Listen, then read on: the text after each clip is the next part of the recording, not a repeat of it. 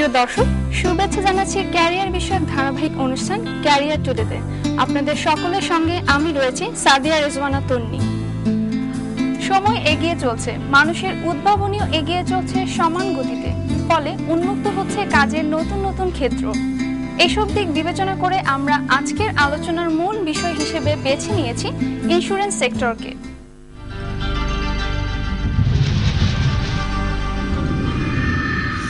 প্রিয় দর্শক, আজকে আমাদের সঙ্গে রয়েছেন একজন প্রফেশনাল এবং একজন শিক্ষক। আমাদের সঙ্গে আরো রয়েছেন এই প্রজন্মের বেশ কয়েকজন শিক্ষার্থী।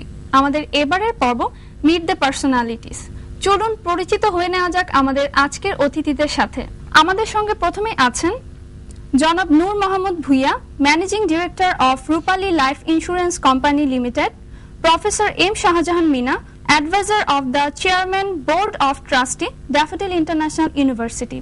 স্যার, প্রথমেই আমি আপনার কাছে জানতে চাচ্ছি, বাংলাদেশের প্রেক্ষাপটে ইন্স্যুরেন্স সেক্টরে তরুণদের ক্যারিয়ার গড়ার সম্ভাবনা কতটুকু এবং এই ক্ষেত্রে কি ধরনের প্রাতিষ্ঠানিক শিক্ষার প্রয়োজন? Career build up it is very essential for human life.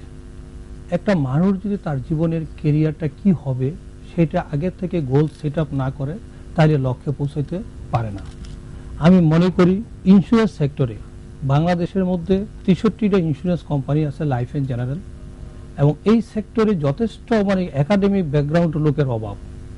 আমাদের দেশে শুধু একাডেমিক ব্যাকগ্রাউন্ড ইন্স্যুরেন্সের উপর নাই, কিন্তু বিশ্ববিদ্যালয়গুলি, বিভিন্ন প্রাইভেট বিশ্ববিদ্যালয়গুলি অ্যাকাউন্টিং, ম্যানেজমেন্ট, আদার সব সাবজেক্টে উচ্চ শিক্ষার স্থান আছে, কিন্তু ইন্স্যুরেন্স সেক্টরে নাই। আমি মনে করি ইন্স্যুরেন্স সেক্টরে product development, underwriter, asset management, capital management, investment management, এই সেক্টরে যথেষ্ট আর্থিক সম্ভাবনা আছে এবং এমপ্লয়মেন্ট অপরচুনিটির প্রচুর সুযোগ আছে। স্যার, আপনার কাছে আমি জানতে চাচ্ছি, এই সেক্টরে কি ধরনের প্রাতিষ্ঠানিক শিক্ষা বাংলাদেশে আছে? আসলে এটা খুবই একটা দুঃখজনক বিষয় বলতে হবে। একটু আগে নূর মোহাম্মদ সাহেব যেটা বললেন যে আসলে এই সেক্টরে প্রচুর জনশক্তির প্রয়োজন, কিন্তু সেই তুলনায় আসলে আমাদের দেশের বিশ্ববিদ্যালয়গুলি যে ধরনের গ্রাজুয়েট প্রয়োজন সেগুলি ঠিকমতো প্রডিউস করতে পারছে না। এর মূল কারণ হচ্ছে বাংলাদেশে ইন্স্যুরেন্স উপরে কোনো ডিপার্টমেন্ট নেই। বাংলাদেশে আরেকটি প্রতিষ্ঠান আছে, বাংলা ইন্স্যুরেন্স একাডেমি, এবং যেটা দায়িত্ব ছিল এই সেক্টরে যে ধরনের গ্রাজুয়েট প্রয়োজন বা শিক্ষিত লোক প্রয়োজন সেগুলি সৃষ্টি করা। কিন্তু আমার জানা মতে সেখানে মাত্র 6 মাসের ডিউরেশনে একটি ডিপ্লোমা প্রোগ্রাম চালু আছে, বাট সেখানে আমার কাছে যেটা মনে হয় তাদের লেখাপড়ার সিস্টেম অতটা স্ট্রাকচার না। অর্থাৎ যদি আমরা সার্বিক দিকে আমরা লক্ষ্য করি তাহলে দেখা যাবে যে এই সেক্টরে যে ধরনের লোক প্রয়োজন, যত লোক প্রয়োজন, সেই ধরনের জনশক্তি সৃষ্টি করার মতো কোনো প্রাতিষ্ঠানিক শিক্ষা বাংলাদেশে এ পর্যন্ত গড়ে ওঠেনি। আচ্ছা, আমি এই পর্যায়ে ছাত্রছাত্রীদের কাছে চলে যাব। আপনাদের মধ্যে কেউ প্রশ্ন করতে চাচ্ছেন? জি, আমি এদিক থেকে প্রশ্ন নিচ্ছি। আমি উমা, ঢাকা বিশ্ববিদ্যালয় থেকে। অতিথির কাছে আমার প্রশ্ন, ইন্স্যুরেন্স সেক্টরে ক্যারিয়ার ডেভেলপমেন্ট করার জন্য ছাত্র অবস্থায় আমাদের কি কি বিষয়ে গুরুত্ব দেওয়া উচিত? আসলে ছাত্র অবস্থা থেকে ক্যারিয়ার গঠন করার জন্য একাডেমিক এই ধরনের ডিজাইন আমাদের দেশে নাই, আমার অনেকে স্যার বলছেন। তারপরেও বলি, রিস্ক ম্যানেজমেন্ট বর্তমান যুগে সবচেয়ে দামি এবং সবচেয়ে এসেনশিয়াল। কারণ প্রত্যেকটা মানুষের জীবনের সাথে ঝুঁকি বিদ্যমান। এই ঝুঁকিকে নিউট্রালাইজ করার জন্য, ঝুঁকিকে ডিসেন্ট্রালাইজ করার জন্য, ঝুঁকিকে শেয়ারিং করার জন্য ইন্স্যুরেন্সের উৎপত্তি। আমি কাজী মেহেদি হাসান, ঢাকা বিশ্ববিদ্যালয় থেকে। আমার প্রশ্ন শ্রদ্ধেয় শাহজাহান মিনা স্যারের কাছে। স্যার, বর্তমান সিলেবাসে বীমা বিষয়ের উপর যেসব পড়ালেখা হচ্ছে তা কি যথেষ্ট কিনা, একটু বলতেন স্যার। এই কথাটা আমি একটু আগেই বললাম, আসলে এটা একেবারেই যথেষ্ট না। যে আমি বলেছি যে বিভিন্ন ডিপার্টমেন্টে বিবিএ প্রোগ্রামে বা এমবিএ প্রোগ্রামে প্রিন্সিপালস অফ ইন্স্যুরেন্স একটা কোর্স পড়ানো হয় এবং কোনো কোনো জায়গায় রিস্ক ম্যানেজমেন্টের একটা কোর্স পড়ানো হয়। সুতরাং আসলে কিন্তু এটার এরিয়া কিন্তু অনেক বেশি। এটা মার্কেটিং সাইড আছে, তারপরে প্রোডাক্ট ডেভেলপমেন্ট আছে, ফাইন্যান্সিয়াল সাইড আছে। এই বিষয়গুলো আসলে এর এরিয়া অনেক ভাস্ট, কিন্তু আমাদের সে যেগুলো আমরা পড়ানো হচ্ছে এগুলি যথেষ্ট নয়। আমি শুভ, ড্যাফোডিল ইন্টারন্যাশনাল ইউনিভার্সিটি থেকে। নূর মোহাম্মদ স্যারের কাছে আমার প্রশ্ন ছিল যে বীমা শিল্পে নিয়োগের ক্ষেত্রে আমরা কোন কোন বিষয়গুলোকে গুরুত্ব দিয়ে থাকেন? পজিটিভ অ্যাটিটিউড থাকতে হবে, একাডেমিক ব্যাকগ্রাউন্ড থাকতে হবে, আর একাডেমিক ব্যাকগ্রাউন্ডের সাথে পরিসংখ্যান আর রিস্ক ম্যানেজমেন্ট। রিস্ক ম্যানেজমেন্টের গেলে অনেকগুলি মানে এলিমেন্ট আছে, বিশেষ করে প্রোডাক্ট ডেভেলপমেন্ট স্ট্র্যাটেজিটা, মার্কেটিং উইংসটা খুবই স্ট্রং। আর ইনভেস্টমেন্ট, বিশেষ করে ফিনান্সিয়াল ইনভেস্টমেন্ট বা অ্যানালিস্ট আমাদের দেশে যথেষ্টই অভাব। হ্যাঁ, এই জন্য যদি এইসব মানে ইউনিভার্সিটিগুলি এই এডুকেশনটা মানে নিড বেস এডুকেশন, মানে বর্তমান যুগের সাথে তাল মিলিয়ে নিড বেস এডুকেশন তৈরি করে, তাহলে ছাত্ররা উপকৃত হবে, দেশও উপকৃত হবে বলে আমার দৃঢ় বিশ্বাস। আমি নাহিদা সুলতানা মুমু, ড্যাফোডিল ইন্টারন্যাশনাল ইউনিভার্সিটিতে পড়াশোনা করছি। আমার প্রশ্ন শ্রদ্ধেয় মিনা স্যারের কাছে, বীমা বিষয় নিয়ে দেশের বাইরে পড়াশোনার সুযোগ কেমন রয়েছে? বিভিন্ন উন্নত দেশে কিন্তু বীমা উপরে ভালো লেখাপড়ার ব্যবস্থা আছে। আমাদের দেশে তো আমরা বললাম যে এখানে ওইরকম সুযোগ নেই। মালয়েশিয়াতে এই ইন্স্যুরেন্স উপরে যথেষ্ট ভালো শিক্ষা দেওয়া হয়। তাছাড়া সবচেয়ে ভালো শিক্ষার ব্যবস্থা আছে আমার জানা মতে ইংল্যান্ডে, অর্থাৎ যুক্তরাজ্যে, যেখানে ইন্স্যুরেন্স উপরে বেশ অনেকগুলি কোর্স আছে। তাছাড়া কানাডা, আমেরিকা, এখানে ইন্স্যুরেন্স ফিল্ড যেহেতু খুবই প্রসপেক্টিভ ফিল্ড এবং সেখানে উচ্চশিক্ষার যথেষ্ট ভালো ব্যবস্থা আছে। সাইয়দ মোহাম্মদ তাইয়েব, জাহাঙ্গীরনগর বিশ্ববিদ্যালয় থেকে এসেছি। স্যার, বাংলাদেশে ইন্স্যুরেন্সের সেবা সাধারণ মানুষের কাছে আরো বেশি গ্রহণযোগ্য এবং প্রয়োজনীয় করে তোলার জন্য আপনারা কোনো পরিকল্পনা গ্রহণ করছেন কিনা? 1938 সালের অ্যাক্ট পরিবর্তন করে 2010 সালে IDRA, insurance development regulatory authority তৈরি করছে। নতুন প্রজন্মের সাথে মানে মানুষের চাহিদা মোতাবেক ইন্স্যুরেন্সটাকে যুগোপযোগী করার জন্য ইদ্রা, ইন্স্যুরেন্স রেগুলেটরি অথরিটি তৈরি করে সেটার চিফ করছেন একজন অ্যাকচুয়ারি, উনি শাফাক আহমেদ সাহেব, এবং আগের রুলস এর রেগুলেশনটা সম্পূর্ণ পরিবর্তন করে নূতন আঙ্গিকে মানে বিশ্বের অন্যান্য দেশগুলির সাথে কম্পেয়ার করে সেবার মান, ইন্স্যুরেন্সের সুবিধা প্রত্যেকটা লোকের দ্বারপ্রান্তে পৌঁছে দেওয়ার জন্য নতুন একটা উদ্যোগ নিছেন। আপনারা কিছুদিনের মধ্যে দেখবেন এখন রুলসগুলি তৈরি হতে যাচ্ছে। রুলসগুলি যখন তৈরি হইয়া ইমপ্লিমেন্ট যাবে, ইন্স্যুরেন্স সেক্টরের চাকরি আর ব্যাংকিং চাকরির মধ্যে কোনো পার্থক্য থাকবে না। আমি জাহাঙ্গীরনগর বিশ্ববিদ্যালয় থেকে নাজনীন করিম মিথি। আমার প্রশ্নটি শ্রদ্ধেয় মিনা স্যারের কাছে। প্রশ্নটি হচ্ছে, ইন্স্যুরেন্স বিষয়ে যে বিশেষায়িত শিক্ষার প্রয়োজন, তার প্রয়োজন মেটানোর জন্য আপনাদের ভবিষ্যতে কোনো ধরনের পরিকল্পনা আছে কিনা? যদিও সরকারি বিশ্ববিদ্যালয়গুলি নিয়ে এভাবে চিন্তা ভাবনা করছে না, বিকজ সরকারি বিশ্ববিদ্যালয়ের যে কোনো একটা ডিপার্টমেন্ট খুলতে হলে এটা অনেক ফর্মালিটিজ আছে, কিন্তু প্রাইভেট বিশ্ববিদ্যালয়ের এই সুযোগটা আছে। এই জন্য আমরা আমাদের ড্যাফোডিল ইন্টারন্যাশনাল ইউনিভার্সিটি আমরা যেটা চিন্তা ভাবনা করছি সেটা হচ্ছে আমাদের BBA মেজর ইন ইন্স্যুরেন্স এবং MBA মেজর ইন ইন্স্যুরেন্স, এটার জন্য আমরা সিলেবাস তৈরি করছি এবং সেই ক্ষেত্রে আমরা আমাদের ইন্স্যুরেন্স মার্কেটে যারা এক্সপার্ট আছেন ওনাদের কাছ থেকে আমরা সাজেশন নিচ্ছি, নিয়ে আমরা একটা সিলেবাস তৈরি করব এবং সেই সিলেবাসটা অনুযায়ী আমরা BBA এবং MBA প্রোগ্রামটা যাতে স্পেশালাইজড করা যেতে পারে ইন্স্যুরেন্সের উপরে, আমরা সেই ধরনের চিন্তা ভাবনা করছি এবং আশা করি এটা আমরা অদূর ভবিষ্যতে এটা আমরা চালু করতে পারবো। এবং আমার মনে হয় এই daffodil international university will be the first university to introduce the course on insurance. দর্শক, আমরা শিক্ষার্থী এবং অতিথিদের মতামত জেনে নিলাম।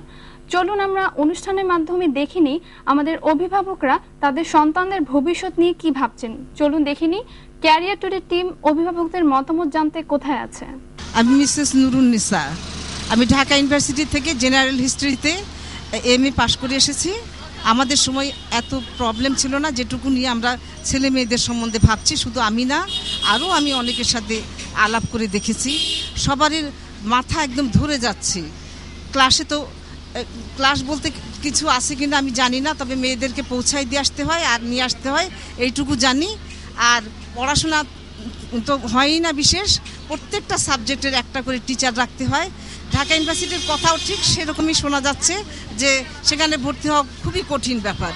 থাকলো প্রাইভেট ইউনিভার্সিটিতে একজন চাকুরিজীবী তাদের পক্ষে খুবই অসম্ভব ব্যাপার। হ্যাঁ, তবুও আমরা যেটুকুন আমাদের রোজগার আছে সব কিছুই এই যে এদের পিছনে দিচ্ছি। এরপরে আমাদের অবস্থা কি দাঁড়াবে বা তারা পরে চাকরি পাবে কিনা এ নিয়েও আমাদের সংশয় আছে। স্যার, এই বিষয়ে অভিভাবকদের মতামত আপনারা জানলেন, তো এই বিষয়ে আপনাদের কি বলার আছে আমাদের দর্শকদের? মিসেস নুরুন্নেসার যে শেষ বিষয়টি যেখানে উনি উদ্বেগ প্রকাশ করেছেন সেটা হচ্ছে যে প্রাইভেট বিশ্ববিদ্যালয়ে যদিও লেখাপড়ার সুযোগ আছে কিন্তু এখানে টিউশন ফি বেশি দিতে হয় বলে অনেকের পক্ষে সেটা সংস্থান করা সম্ভব হয় না। এটা যেমন ঠিক, এবার এটাও ঠিক যে প্রাইভেট বিশ্ববিদ্যালয়গুলিকে তারা সরকারের থেকে কোনো অনুদান কিন্তু পায় না, অর্থাৎ ছাত্রদের কাছ থেকে টিউশন ফি নিয়েই তাদেরকে সমস্ত কর্মকাণ্ড পরিচালনা করতে হয়। তবে আমার জানা মতে কিছু কিছু বিশ্ববিদ্যালয় আছে তাদের টিউশন ফি কিন্তু অনেক সহনীয় পর্যায়ে আছে। যেমন আমি আমাদের বিশ্ববিদ্যালয়ের কথা বলি, অর্থাৎ ড্যাফোডিল ইন্টারন্যাশনাল ইউনিভার্সিটির কথা বলি, আমাদের এখানে প্রায় around 20% students they are getting financial waiver, এবং তাদেরকে আমরা বিভিন্ন ক্যাটাগরিতে কিন্তু এই সুযোগটা দিচ্ছি। তারা ইন্টারমিডিয়েট রেজাল্টের ভিত্তিতে তাদেরকে দিচ্ছি, তারা এখানে ভালো রেজাল্ট করলে সেখানে আমরা ফাইন্যান্সিয়াল এইড দিচ্ছি, এবং যারা এখানে গরিব এবং মেধাবী তাদের জন্য আমরা ফাইন্যান্সিয়াল এইড আমরা এখানে দিচ্ছি। সুতরাং প্রাইভেট বিশ্ববিদ্যালয়ে যে তারা যে শুধু টিউশন ফি বেশি চার্জ করছে এটাও কিন্তু রেজাল্টের উপরে, অর্থাৎ আমরা রেজাল্টটাকে আমরা সামনে রেখে তাদেরকে বিভিন্নভাবে ফাইন্যান্সিয়াল এইড দিয়ে যাচ্ছি। আপনাদেরকে অসংখ্য ধন্যবাদ আমাদের অনুষ্ঠানে অংশগ্রহণ করবার জন্য, এবং আপনাদের সকলকেও ধন্যবাদ।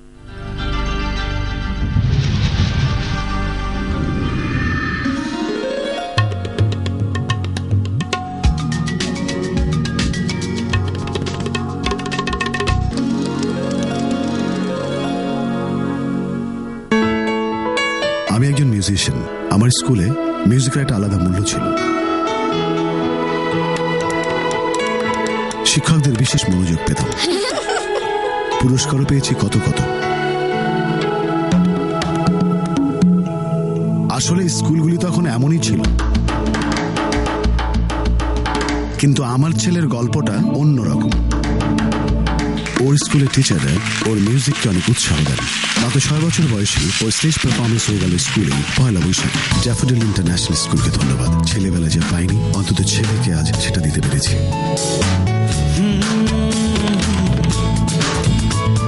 ডিআইএস আপনার শিশুর সত্যিকার প্রতিভাকে উৎসাহিত করে। ড্যাফোডিল ইন্টারন্যাশনাল স্কুল, প্রতিটি শিশুর ভেতর লুকিয়ে আছে সম্ভাবনা। Daffodil Computers introduces fast brand PC in Bangladesh.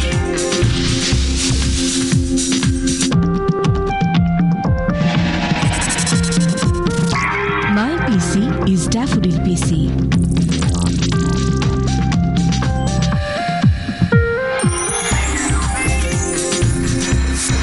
Daffodil PC, the first Bangladeshi brand. আশুলিয়ায় 10 acre জায়গার উপর স্থায়ী ক্যাম্পাস নির্মাণ কাজের শুভ উদ্বোধনের মধ্য দিয়ে উচ্চশিক্ষা বিস্তারে আরও এক ধাপ এগিয়ে গেল ড্যাফোডিল ইন্টারন্যাশনাল ইউনিভার্সিটি। 10 ফেব্রুয়ারি বিশ্ববিদ্যালয় মঞ্জুরি কমিশনের চেয়ারম্যান অধ্যাপক নজরুল ইসলাম এ স্থায়ী ক্যাম্পাস নির্মাণ কাজের শুভ উদ্বোধন করেন। সর্বাধুনিক সুযোগ সুবিধা সম্বলিত আন্তর্জাতিক মানের বিশ্ববিদ্যালয় ক্যাম্পাস নির্মাণের মহাপরিকল্পনা গ্রহণ করেছে ড্যাফোডিল ইন্টারন্যাশনাল ইউনিভার্সিটি কর্তৃপক্ষ। কোলাহল মুক্ত, ছায়া সুনিবিড়, শান্ত সবুজ পরিবেশে আধুনিক সুযোগ সুবিধা সম্বলিত খেলার মাঠ, অডিটোরিয়াম, আবাসিক হল, swimming pool, gymnasium, basketball ground, tennis court সহ একাডেমিক ও প্রশাসনিক ভবন গড়ে তোলা হচ্ছে। Daffodil International University, a distinguished landmark in higher education. আমি একজন ব্যাংকার।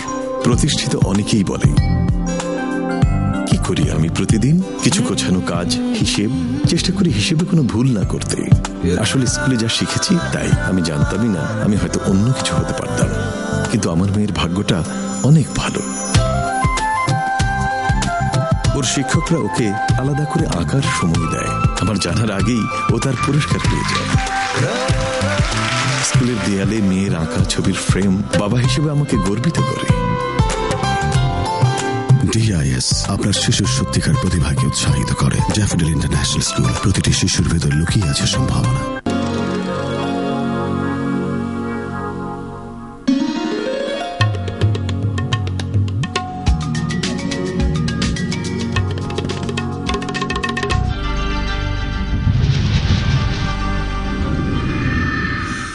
দর্শক, চাকরির বাজারে বর্তমান খোঁজ খবর নিয়ে jobspeedy.com এর সৌজন্যে আমাদের এবারের পর্ব জবস টুডে। আবুল খায়ের গ্রুপে পদের নাম টেকনিক্যাল ম্যানেজমেন্ট ট্রেইনি। এই পদটির জন্য শিক্ষাগত যোগ্যতা ফ্রেশ ইঞ্জিনিয়ারিং গ্র্যাজুয়েটস। এ পদের জন্য কোনো অভিজ্ঞতার প্রয়োজন নেই। আবেদনের শেষ তারিখ 10 মে 2011। MBC of Denmark, Dhaka. পদের নাম সিনিয়র প্রোগ্রাম অফিসার এগ্রিকালচার। শিক্ষাগত যোগ্যতা post graduate degree in agriculture. অভিজ্ঞতা 10 বছর বা ততোধিক। আবেদনের শেষ তারিখ 12 মে 2011। প্রাইম ইসলামী লাইফ ইন্স্যুরেন্স লিমিটেড। পদের নাম অফিস অ্যাসিস্ট্যান্ট। শিক্ষাগত যোগ্যতা কমপক্ষে এইচএসসি। পদটিতে কোনো অভিজ্ঞতার প্রয়োজন নেই। আবেদনের শেষ তারিখ 18 মে 2011।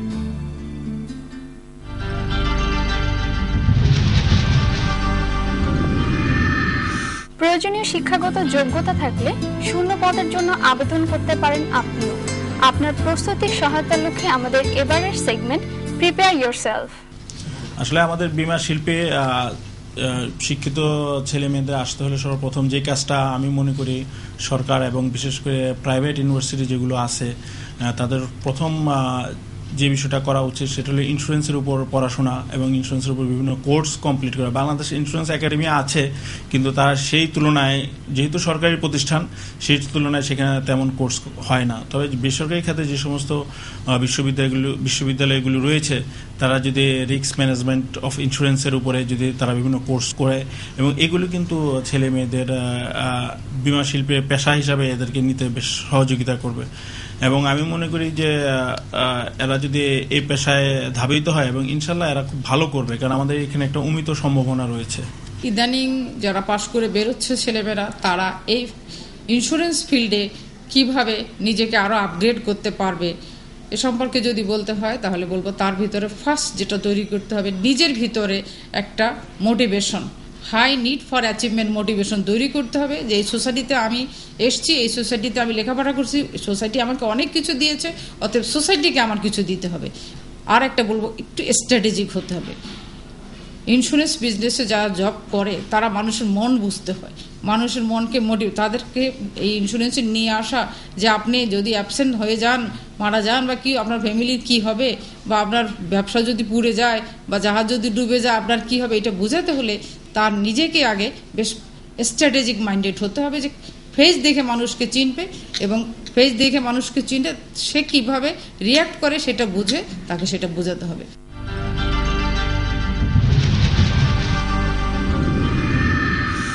প্রিয় দর্শক, ক্যারিয়ার টুডে আপনাদেরই অনুষ্ঠান, আর আমরা আপনাদের ভাবনার সঙ্গে সরাসরি যুক্ত হতে চাই। সেই লক্ষ্যে আমাদের এবারের পর্ব time to deliver.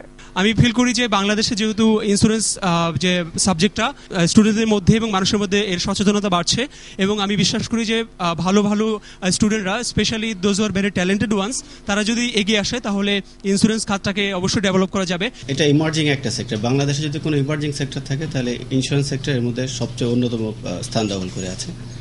R environment হিসেবে এবং আর্নিং সোর্স হিসেবে it has become a very good source of earning and living স্ট্যান্ডার্ডকে মেনটেন করতে গেলে, প্লাস ব্যবসা যে হারে বাড়ছে, বাংলাদেশে ইন্স্যুরেন্স একেবারেই প্রিমিটিভ স্টেজে আছে। অন্যান্য দেশের তুলনায় আমাদের দেশে এই ব্যবসার সম্প্রসারণ কম হয়েছে। ভালো কথা যে আমরা এখন এর এক্সপেনশন অনেক বাড়ছে এবং চাকরির স্কোপও অনেক বেড়ে যাচ্ছে। যদি আমরা ক্যারিয়ার কর্নারের দিক থেকে দেখতে চাই, ইন্স্যুরেন্সের সেক্টরটা আসলেই হতে পারে আমাদের জন্য একটি career giant. For this reason, we can say that insurance এর সেক্টরটা হচ্ছে একটি ডেভেলপিং সাইট, যেটা সব ক্ষেত্রেই একটি বিশাল কন্ট্রিবিউশন রাখতে সক্ষম। বর্তমান দিক থেকে বাংলাদেশে যদি আমরা তাকাই, ইন্স্যুরেন্স সেক্টরটি বাংলাদেশে খুব একটা ডেভেলপ করতে না পারলেও ইন্স্যুরেন্সের ডেভেলপমেন্টের ছোঁয়া সব ক্ষেত্রেই আস্তে আস্তে আমরা দেখতে পারছি। মানুষের পার্সোনাল লাইফ এবং বিজনেস সেক্টর দুইটা ক্ষেত্রেই ইন্স্যুরেন্সের খুবই প্রয়োজন, কারণ দুইটা ক্ষেত্রে অনেক বেশি রিস্ক ইনভলভ থাকে। এই জন্য ইন্স্যুরেন্স অ্যান্ড রিস্ক ম্যানেজমেন্ট সাবজেক্টটা আমাদের মার্কেটিং এর একটা পার্ট হিসেবে আমরা পড়াশোনা করি, এবং মার্কেটিংয়ের যে বেসিক যেটা হচ্ছে সেটা হচ্ছে মানুষের নিডটাকে মানুষকে বোঝানো, এবং সেই নিডটা কীভাবে ফুলফিল করতে পারবে সেটা তাদেরকে দেখানো। ইন্স্যুরেন্স এবং রিস্ক ম্যানেজমেন্ট পড়ার মাধ্যমে আমরা মার্কেটিংয়ের এই ফিল্ডটাতে অনেক কাজ করতে পারি। আমি দীর্ঘ 10-11 বছর যাবৎ এই বিমা পেশাতে এসেছি। তা প্রথম যখন আমি বিমা পেশায় এসেছিলাম তখন আমার মনে হয়েছিল যে কেমন কি করতে পারবো, এটা কেমন হবে, জব স্যাটিসফ্যাকশান কেমন হবে এই পেশাতে। কিন্তু পরবর্তীতে আমি নিজে যে অবস্থানে আছি এই অবস্থানে আমি স্যাটিসফাইড। ইন্স্যুরেন্স যে শুধু আমাদের লস শেয়ার এবং রিস্ক মিনিমাইজ করছে তা না, এটা আমাদের ইকোনমিক্যাল ডেভেলপমেন্ট অ্যান্ড সোশ্যাল ডেভেলপমেন্টে অনেক বড় ভূমিকা পালন করছে। অ্যাজ এ স্টুডেন্ট হিসাবে আমরা যদি ক্যারিয়ারের পার্সপেক্টিভ এটা দেখি, যেহেতু ইন্স্যুরেন্স বিজনেসটা আমাদের দেশে এখন গ্রোয়িং আপ অবস্থায় আছে, সো এটা ক্যারিয়ারের জন্য অনেক সম্ভাবনাময়।